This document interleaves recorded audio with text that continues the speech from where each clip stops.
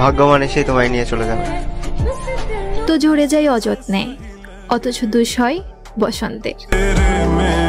স্বার্থের মায়াজালে পৃথিবীটা ঘেরা, ভালো তারাই থাকে, অভিনয়ে যারা সেরা। ওহো, ফাইনালি কিন্তু যারা গেমিং এর ফেস্টিভ্যালটা হয়েই গেল। এদিকে রোস্টেড গেমিং তিনি হেরেই গেল তার ভালোবাসার কাছে, আর এদিকে কুরুল গেমিং জিতে গেল। কি ভাবতেছো সবগুলোই সত্য? না ভাই, সবগুলোটা মিথ্যা কথা। হ্যাঁ ভাই, এটাই সত্যি। আজকের ভিডিওতে আমি তোমাদেরকে দেখাতে চলেছি যারা গেমিংয়ে কি ফেস্টিভ্যাল হয়েছে কিনা, এমনকি সামি এখন পর্যন্ত যারাকে কতটা মিস করে সেটাই আজকে তোমাদেরকে দেখাবো। চলো সর্বপ্রথমে আমাদের সামি ভাই তিনি তার প্রাক্তনকে কতটা মিস করে সেটাকে তোমাদেরকে শোনায়। কি আপনার প্রাক্তনকে মিস করেন? মিস আসলে এটা তো সবাই করে কম বেশি। আপনি কি বেশি করেন না কম করেন? যতটুকু করা দরকার এ পর্যন্তই। মাঝে মাঝে কান্না পায়? না ভাই, চোখ দিয়ে পানি পড়ে? না না না না, এটা আসলে স্বামী ভাই যে কথাগুলো বলছে ভাই সম্পূর্ণ মিথ্যা কথা। কেননা কারণ ভাই যে মানুষগুলো রিলেশন করে, যে মানুষগুলো প্রথমবার ধোঁকা খায়, সেই মানুষগুলো রাতে কাঁদে না, এটা কখনোই বিশ্বাস করতে পারবো না ভাই। স্বামী ভাইয়ের প্রাক্তনকে খুব বেশি মিস করে, এটা আমরা তার রিসেন্টলি ভিডিওতে দেখলেই বুঝতে পারবো। কিছু গল্পের রীতি থাকে না, মাঝপথে সমাপ্তি ঘটে। এই ভয়েসটা শোনার পরে বুঝতে পারতেছো স্বামী ভাই কতটা মিস করতেছে তার প্রাক্তনকে। যাই এবার আসা যাক আমাদের যারা গেমিং এর বিষয়টা।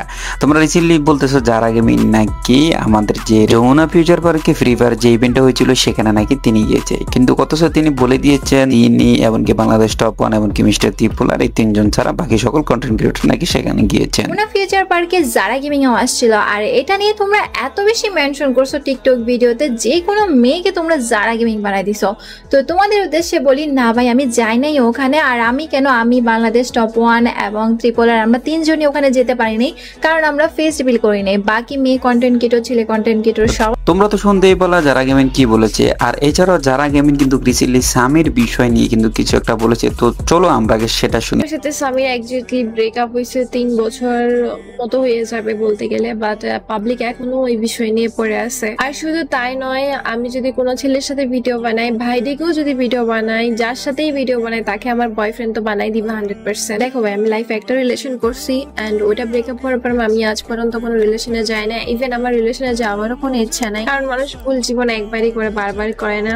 আর সবারই কোয়েশ্চেন, যারা কেন তুমি রোস্টেড গেমিং এর সাথে ব্রেকআপ করছো, কেন করছো, এটা নিয়ে অনেক কোয়েশ্চেন। আমাদের পার্সোনাল লাইফে অনেক কিছুই হয়েছে যেটা আমরা পাবলিকলি বলতে পারতেছি না, বাট সোজা কথা এটা যদি বলি, আমি ওর কারণেই ওর সাথে ব্রেকআপ করা, ওর দোষের কারণে ওর সাথে ব্রেকআপ করা। তো এক্স্যাক্টলি ওর কি বলছিল না বলছিল আমি এইসব বিষয় নিয়ে কথা বলতে চাই না, কারণ হচ্ছে কি আমরা একজন আরেকজনকে কখনো পাবলিক প্লেসে অপমান করিনি, ছোট করিনি। সো এগুলো নিয়ে কথা না বলাই বেটার। আর তোমরা যে আমাকে বলো যারা তুমি স্বামীর সাথে চিট করছো, এই করছো, ভাই তোমরা কি জানো কে কার সাথে চিট করছে না করছে? না জেনে কথা কেন বলো? বা রোস্টেড গেমিং কোথাও এসে কি বলছে যে যারা আমার সাথে চিট করছে? কোথাও বলতে পারছে? আজ পর্যন্ত কখনো বলতেও পারেনি, বলবেও না। আর তোমরা যারা বলো যে রোস্টেড গেমিং কে ইউজ করে যারা ফেলে ছেড়ে চলে গেছে, ভাই শুনো, আমি যখন ভাইরাল ছিলাম, আমাকে নিয়ে যখন রোস্টেড গেমিং ভিডিও বানাতো, তখন আমার কোনো চ্যানেল ছিল না। আর রোস্টেড গেমিং এর 5 লাখ সাবস্ক্রাইব করার একটা যে ড্রিম ছিল, ওইটাই যারাই কমপ্লিট করছে। ইভেন তখন যারার কোনো চ্যানেল ছিল না।